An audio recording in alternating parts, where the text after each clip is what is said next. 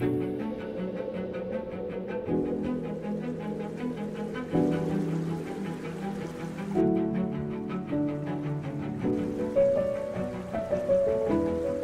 bonjour à tous, alors aujourd'hui on se retrouve sur une magnifique rivière du département de l'Ain, qui est l'Albarine.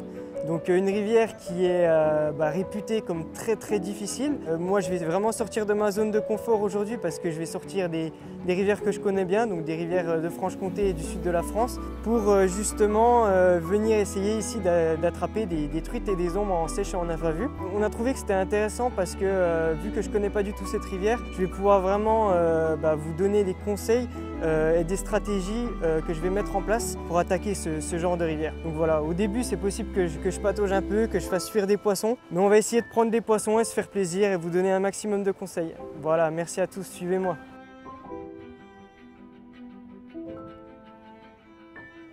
Alors là je vois un ombre dans la cassure. Le problème c'est qu'avec le vent c'est vraiment pas simple de bien le voir.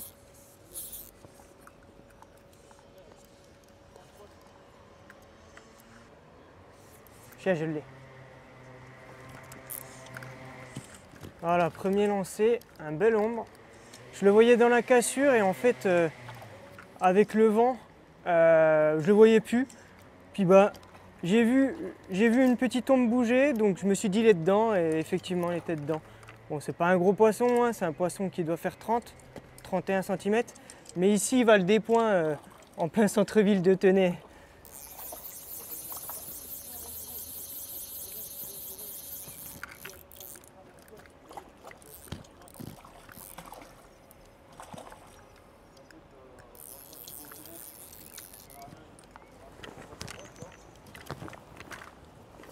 Il doit faire ses 35.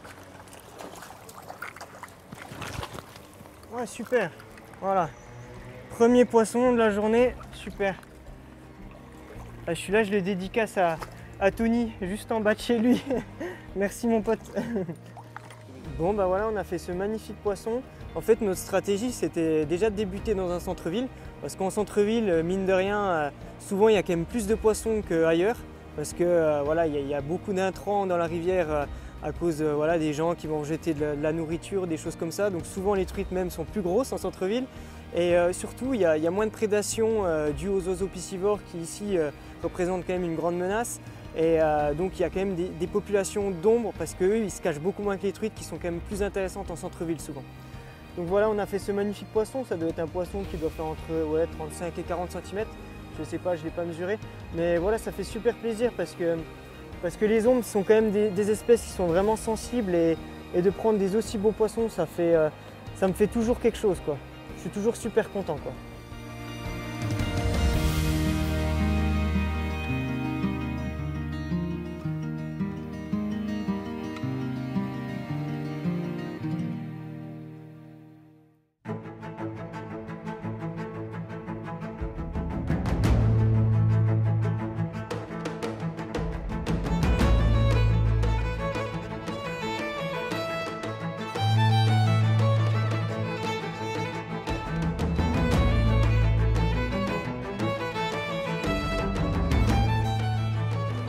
Bon, là, voilà un bel ombre. Ah, décroché.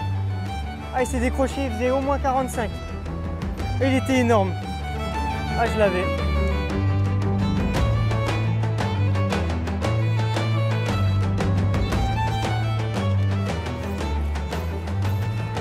Bon, là, il y a un petit poisson le long de la berge.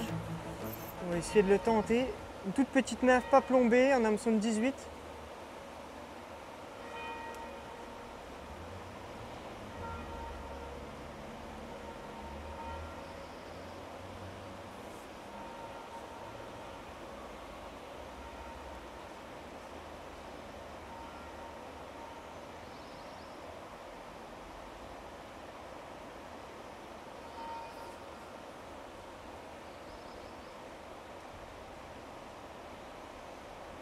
Yes, je l'ai.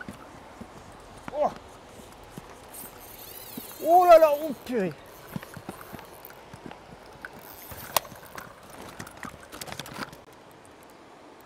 Oh, c'est un beau poisson. Enfin, un beau poisson, un poisson de 40. Mais le coup de ligne était incroyable. Vraiment. Oh purée. Ah, je l'ai. C'est bon.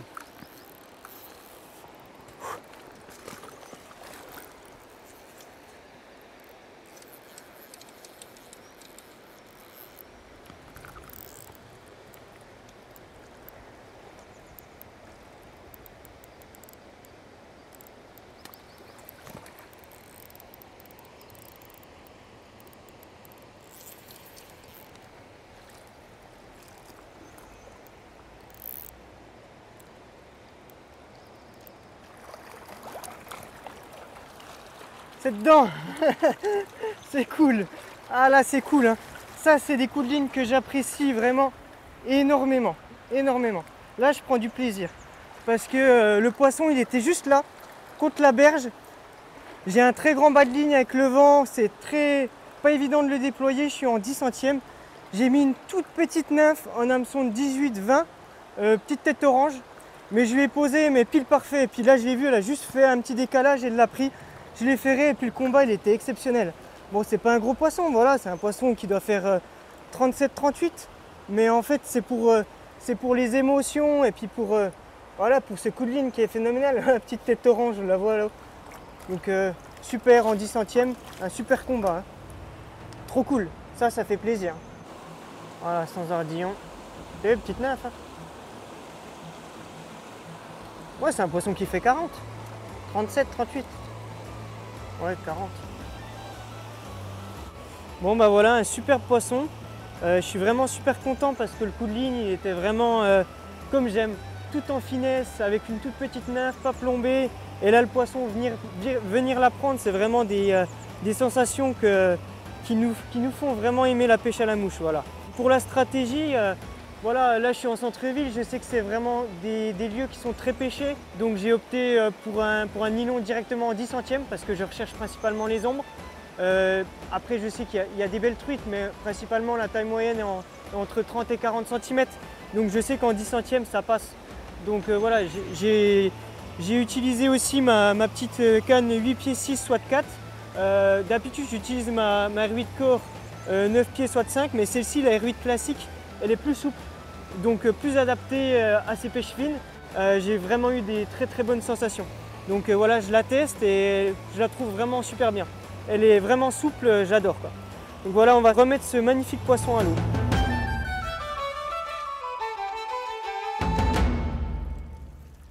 Alors, je vais expliquer un petit peu comment j'attaque les poissons. Alors en fait, le plus important quand on va pêcher en nymphe à vue, c'est la dérive, avant tout. Parce que le problème c'est qu'en sèche, on voit souvent quand on drague, c'est-à-dire quand la mouche elle va être tirée par le fil et donc ça crée un sillon. Mais en nymphe à vue, on le voit très peu. Et donc l'objectif en nymphe à vue, c'est toujours d'apporter sur des parcours éduqués comme ça, d'apporter une micro-nymphe en profondeur. Donc voilà, pour chercher les ombres, tout ça, la plupart du temps, c'est ce qui marche. Bon après, bien sûr, une grosse mouche peut sortir du lot et surprendre le poisson, et donc vous pouvez prendre aussi des beaux ombres comme ça ou des belles truites, mais vraiment une micro-nymphe et réussir à la faire aller en profondeur sans draguer, c'est l'objectif de la nymphe à vue. Donc voilà, je vais vous expliquer un petit peu ça, comment faire. Bon là, il pleut énormément, donc ça va pas être super simple. Mais en fait, l'objectif, c'est quand vous attaquez un poisson, c'est que j'ai tendance moi à dire, par exemple, là, si vous le voyez qu'il est au milieu de la rivière, il faut pratiquement, s'il est profond, que la soie et le bas de ligne se posent à 1 mètre de lui. Et il faut vraiment que ça se pose en paquet en fait. Il ne faut vraiment pas que quand vous jetez, que la nymphe se tende avec le fil et qu'elle se pose loin de la soie. Donc il faut vraiment que ça crée un paquet, comme ça. Et en fait ça va permettre à la nymphe de descendre librement et donc avec une toute petite nymphe à descendre bien en profondeur. Donc c'est ce qu'il y a de plus important. Donc là on pêche en roulé parce qu'on ne peut pas jeter. Donc voilà, ça part tout seul. Il faut vraiment que la nymphe, moi ce que j'aime c'est qu'elle bloque à 1 mètre de la soie. Donc j'ai à peu près un bas de ligne de 6 mètres. Donc tout est enroulé sur 1 mètre. Donc voilà, c'est ça le plus important. Et après, il faut calculer en fonction du poids de la nymphe et de la vitesse du courant et de la position du poisson, à quelle hauteur l'attaquer. Donc moi, ce que j'aime bien, c'est de me dire quand il y a 1 mètre d'eau, j'utilise une bite 2 mm. parce que c'est le bon poids si j'arrive à bien la poser en paquet. S'il y a plus d'1,50 m d'eau, j'utilise une bite 2,5. Plus de 2 mètres, j'utilise une bite 3 mm. Après, au-dessus de 2 mètres, c'est quand même très compliqué de voir le poisson. Et dans les courants qui sont puissants, j'utilise beaucoup du 2,5, 2 mm pareil. Donc voilà. Et après, quand il n'y a pas beaucoup d'eau, en dessous d'1 mètre et pas de courant, il va falloir mettre des nymphes peu plombées, donc 5 tours de plomb. Et si vraiment les truites se trouvent sur les bordures dans 20 cm d'eau, on va mettre des nymphes pas plombées, donc en 0 tour de plomb. Plus les poissons vont être sur des lisses, donc plus les poissons vont être compliqués. Ça va être plus compliqué de les atteindre et il va falloir être très discret. Donc sur les lisses, on va moins poser en paquet, donc faire un gros paquet. Donc on va plus pêcher tendu parce que forcément il y a moins le phénomène de dragage quand il n'y a pas de courant. Et du coup on va mettre des nymphes très légères et on va essayer de poser moins tendu pour gagner en discrétion.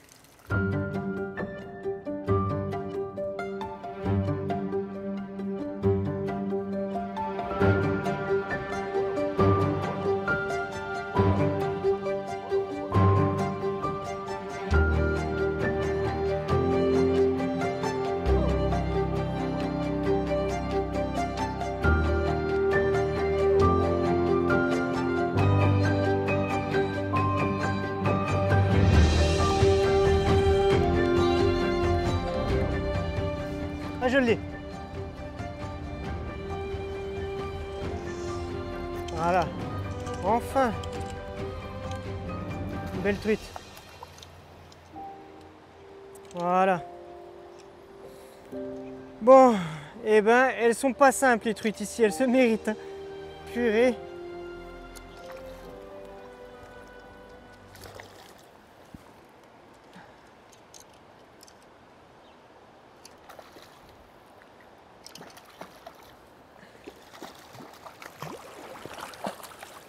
Yes. Bon, voilà, joli. Yes. Bon, bah, un beau poisson encore d'une quarantaine de centimètres.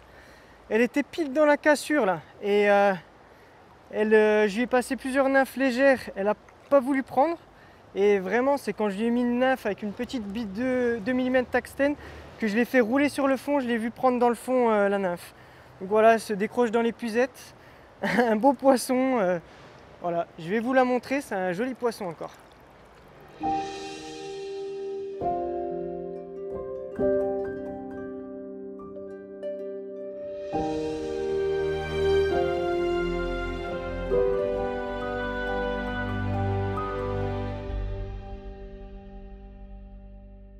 Bon, bah, je ne pouvais pas venir sur l'Albarine sans parler de l'APPMA de l'Albarine, qui pour moi est vraiment une APPMA exemplaire. Voilà, vous faites beaucoup de travaux et vous êtes très inspirant. Donc je suis avec Alexandre Mounard aujourd'hui et je vais te laisser te présenter et me dire comment tu vois la rivière évoluer et qu'est-ce que vous faites dessus. Et si, voilà, me parler un petit peu de tout ça, s'il te plaît. Ouais, bah écoute, donc moi, Alexandre Mounard, comme tu l'as dit, donc garde-pêche depuis pas mal d'années, investi dans l'association depuis une bonne dizaine d'années aussi. J'ai jamais compté les jours de congé que j'ai pris pour faire X choses pour la rivière, que ce soit des pêches électriques ou autres. Donc c'est vrai que j'ai consacré beaucoup de temps. Je pêche là depuis que je suis tout gamin, malgré que j'ai toujours habité à plus de quasiment 3/4 d'heure de la rivière. Hein. Donc c'est pas rien. Mais j'ai toujours été passionné par cette rivière et par le fait d'attaquer des poissons dans de l'eau claire et notamment la truite, quoi. Même si l'ombre me plaît bien. Ouais. Du coup, tu es garde de pêche, tu es guide de voilà. pêche aussi. Donc là, ouais, donc j'étais membre du bureau. Après, j'ai été assermenté garde. Et on avait des objectifs et des projets avec l'association de développer de nouvelles choses. Et comment tu vois la rivière évoluer sur 4-5 ans, sur 10 ans? Alors, tu trouves que ça évolue dans le bon sens Alors malheureusement, parce qu'on peut pas, comment dire, vendre du rêve là où il n'y en a pas forcément. On a encore beaucoup de poissons à prendre sur la rivière, surtout à comparer, comme tu en parles de temps en temps de la Franche-Comté. C'est sûr qu'on a encore une belle population. Mais même après tout ce travail, finalement, là, sur ces 4-5 dernières années, on a vu notre travail, je ne vais pas dire anéanti, mais qui a pris un coup dans l'aile, quoi. On avait maintenu une population vraiment une belle population depuis toutes ces années, avec beaucoup de travaux en aménagement piscicole, recréer des cages pour les poissons, pour les truites surtout, recréer des fosses, parce qu'il y avait des endroits où on avait perdu en hauteur d'eau. Alors quand vous avez 30 cm d'eau avec en plus un grand lisse, bah, l'eau elle chauffe, donc c'est pas bon du tout pour l'ombre ou la truite. Donc on a travaillé sur donc les caches, l'oxygénation de l'eau et donc la température d'eau grâce à la hauteur d'eau. Du coup, tu vois qu'il y a quand même moins de poissons depuis quelques années. Et c'est dû à quoi principalement? Alors en fait, nous, notre seul problème, vraiment actuel, c'est malheureux, mais c'est les oiseaux piscivores. Donc Arles et cormorans, c'est ça? Arles et cormorans confondus. Alors les cormorans, on va dire que jusqu'en 2022, jusqu'à septembre 2022, on avait les droits de tir, des autorisations de tir. Donc du coup, le peu qui venait, bah, on s'en occupait. Alors si jamais au moins ça effarouchait. Ça effarouchait. Donc déjà, il repartait et puis il ne se sentait pas trop en sécurité. Du coup, l'impact était moindre. C'est rajouté à ça il y a 4-5 ans un oiseau inconnu de beaucoup qu'on appelle le Arle-bièvre. Arle-bièvre. Donc cet oiseau, en fait, originaire du lac Léman, d'après l'historique vraiment vague qu'on a réussi à récolter, c'était une population qui existait dans les années 70-80 natifs du lac Léman. La population a décliné. Les associations, certaines associations envers les oiseaux ont tout fait pour les protéger et ont tellement tout fait que la population, à un moment ou à un autre, elle a explosé, surtout dans le début des années 2000. Elle a tellement explosé que les oiseaux ont commencé à aller voir plus loin que le lac Léman. Et vu que c'est un oiseau qui chasse qu'à vue, il va que dans les rivières à eau claire ou les grands lacs. Du coup, vous avez plein de couples de Arle-bièvre. Voilà, ici. donc du coup, nous, on a commencé à vraiment en observer il y a 4-5 ans. Au début, on n'avait que 2-3 couples qui traînaient par là. Et là, ça fait 2 ans qu'on a une dizaine de couples.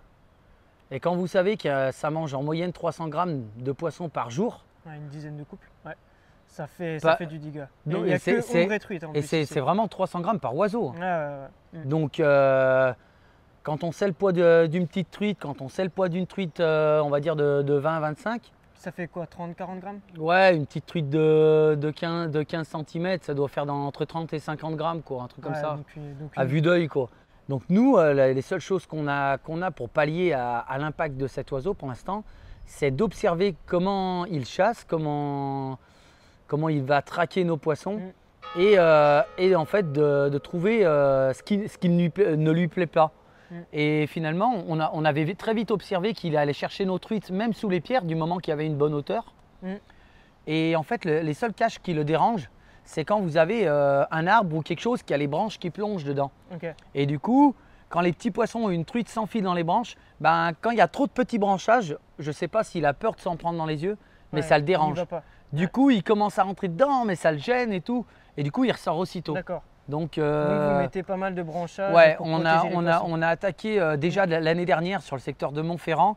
On a modifié nos aménagements, c'est-à-dire qu'avant, on faisait principalement du minéral. Et là, surtout depuis l'année dernière, on a commencé à mélanger minéral avec du branchage. Donc on a fait un peu style des hamburgers, quoi. On a fait des étages de blocs et on est venu bloquer des arbres avec. Et en fait, on s'aperçoit qu'il y a quand même, depuis les verrons jusqu'aux truitelles, qui viennent très vite se réfugier dedans. Et en plus de ça, l'avantage du branchage dans l'eau, on s'est rendu compte aussi que c'était très bon pour les insectes aquatiques. Ils adorent se mettre dedans, ça leur fait vraiment un couvert et puis un port en fait, où ils viennent vraiment s'accrocher dessus, tout ça. Et même pour les insectes aquatiques, on a vu que c'était assez efficace, quoi. C'est ce que je voulais mettre en avant parce que je trouve que vous faites un énorme travail. Il y a beaucoup de gens qui sont passionnés autour de cette rivière. On passe beaucoup de temps. Ils comptent vraiment pas leurs heures. Il y a des bénévoles. Voilà, Alexandre, il est embauché à mi-temps, mais ça fait plaisir de voir des passionnés. Et moi, ce que j'ai aimé aussi, c'est que je suis venu ici faire une vidéo et on m'a donné beaucoup de conseils. Les gens ne sont pas avares de conseils et c'est toujours bienveillant. Donc si vous voulez venir sur l'Albarine, n'hésitez pas à envoyer un message à Alexandre ou à quelqu'un qui a un local ici et vous allez toujours être bien reçu. Donc voilà, merci Alexandre. Écoute, de rien. Et puis s'il y a besoin d'autres renseignements, on est là. Ouais, avec plaisir.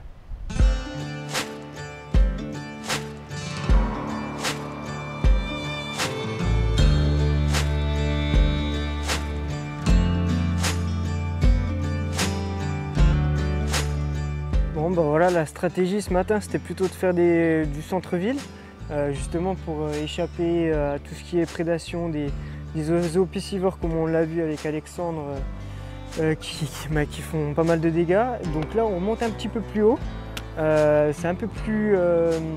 ça s'est rétréci un petit peu et on va essayer de voir si on croise pas une ou deux truites et un ou deux ombres. Donc voilà, on va essayer de voir tout ça quoi. Ah, je la rate.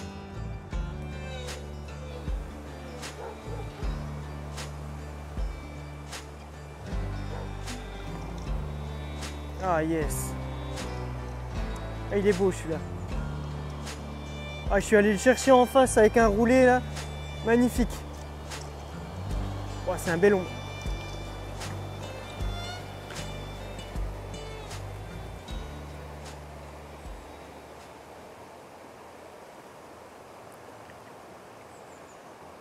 Magnifique poisson.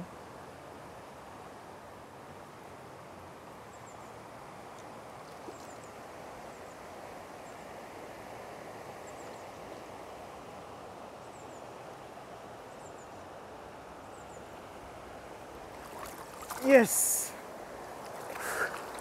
Ah, ça fait plaisir celui-là, hein, parce que c'était pas gagné, hein. Là, il était en face, il nymphait en face là-bas. Et j'ai dû faire un beau roulé et j'ai fait une animation, il est monté et voilà, il a bien pris. Voilà. Un bel ombre, je pense de un peu plus de 40 cm. Magnifique. Magnifique poisson.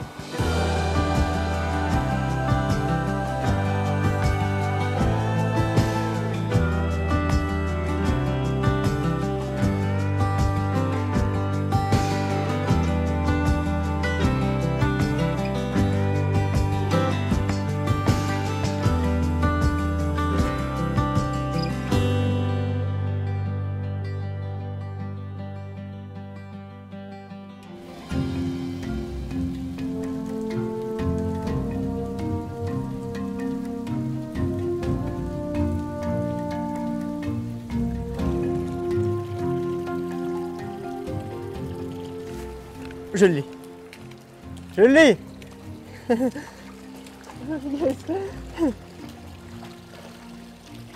Oh purée, yes, ça je suis content parce que là,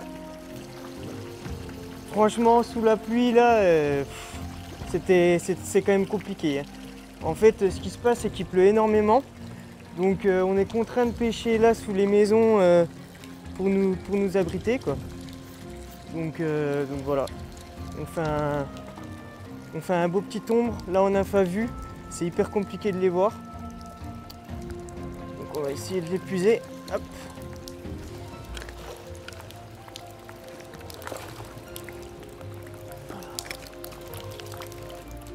Yes. Voilà un bon petit ombre, à peu près 30-35 cm. Sous la pluie, franchement, il se mérite, hein. Parce que là, on peut pêcher que ici pratiquement. Donc les poissons sont hyper compliqués ici. On pêche en 10 centièmes, en hameçon de 22 déjà, pour pouvoir les faire. Et il faut vraiment que la dérive soit juste. Voilà, ça fait toujours plaisir d'être récompensé par un magnifique poisson. Donc voilà, super poisson. Bon bah voilà, on va relâcher ce magnifique poisson. Il était situé là, au milieu de la rivière, dans à peu près 1m10 d'eau. Le truc, c'est qu'avec la pluie, c'est vraiment hyper compliqué de bien voir, surtout s'il bouge sur la nymphe. Donc je l'ai pêché en revers, j'ai fait un petit posé en paquet, à peu près 1m50 au-dessus de lui, avec une bite 2 mm, c'est le bon poids pour quand il y a à peu près 1 mètre d'eau. Et il faut vraiment le repasser, mais pile dans la bonne veine. C'est pour ça, des fois ici, quand on pêche sur des parcours très éduqués, on met du temps avant de prendre le poisson, parce qu'il faut passer vraiment pile dans la bonne veine. Et c'est là que le poisson va prendre. Mais si par exemple on a 10 cm, si on est 10 cm à côté du poisson, il va ignorer la nymphe. Donc il faut vraiment la dérive parfaite. Et pour ça, voilà, j'ai opté pour une petite bite 2 mm en 10 centièmes. Et voilà, on va relâcher ce magnifique poisson. Un bel ombre de l'albarine.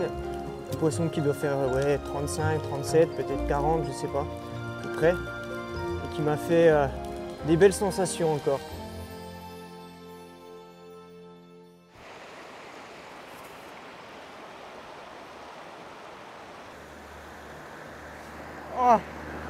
Je sais pas si c'était sur moi, mais ça s'est monté.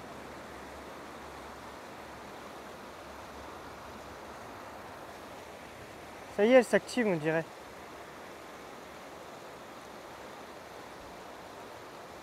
Oh putain, c'était sur moi. C'était sur moi, gros. Faut pas abandonner. Elle s'active. Elle s'active, Momo. Allez. Je l'ai.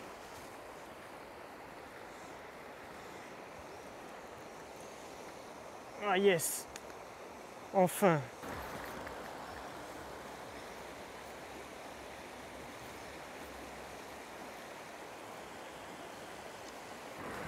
Enfin. Oh. Bon, maintenant faut descendre. Ça va être le point difficile de la soirée là. On y croit. Hein. Faut pas qu'elle se décroche. Bon allez. Attends, je regarde où c'est que je peux descendre.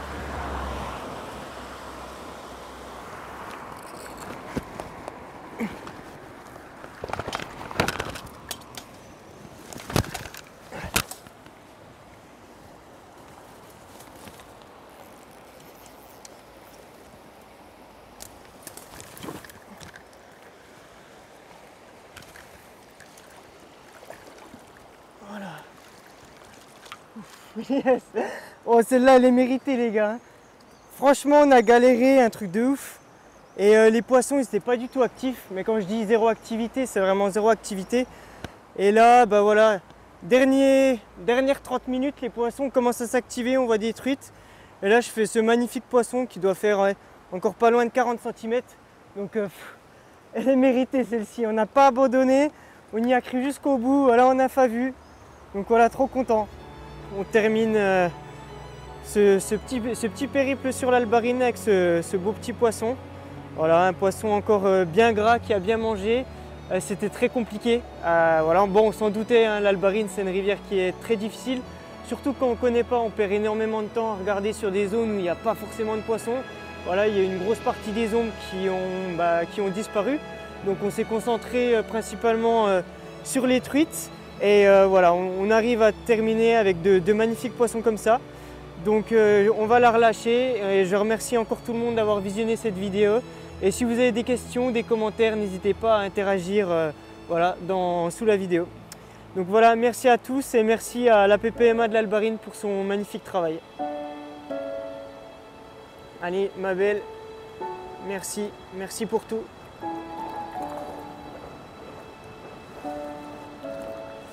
Yes, à la prochaine.